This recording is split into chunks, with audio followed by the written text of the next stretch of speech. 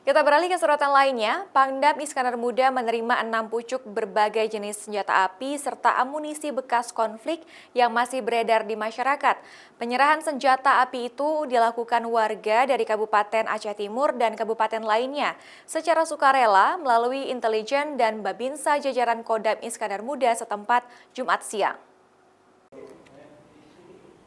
Senjata api bekas konflik yang diserahkan warga secara sukarela kepada jajaran Kodam Iskandar Muda diantaranya 5 pucuk jenis laras panjang terdiri dari 2 pucuk AK-56, M1A1 karbin, M16, dan SS1, masing-masing 1 pucuk serta 1 pucuk pistol.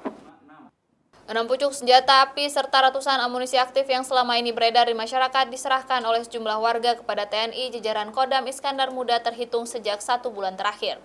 Penyerahan senjata bekas konflik yang beredar di masyarakat ini merupakan hasil pendekatan dan sosialisasi yang dilakukan oleh TNI untuk meyakinkan oknum masyarakat agar menyerahkan senjata-senjata tersebut kepada TNI secara sukarela dan tidak akan diproses hukum.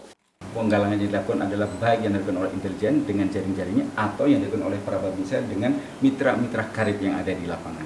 Mereka mengajak agar masyarakat dengan membangun, kemudian dari sebagainya, akhirnya masyarakat sekadar memberikan ini. Dari wilayah mana aja ini, Pak? Ini wilayah Aceh, jadi ada yang dari Aceh Timur, kemudian ada Aceh Utara, ada beberapa tempat lah.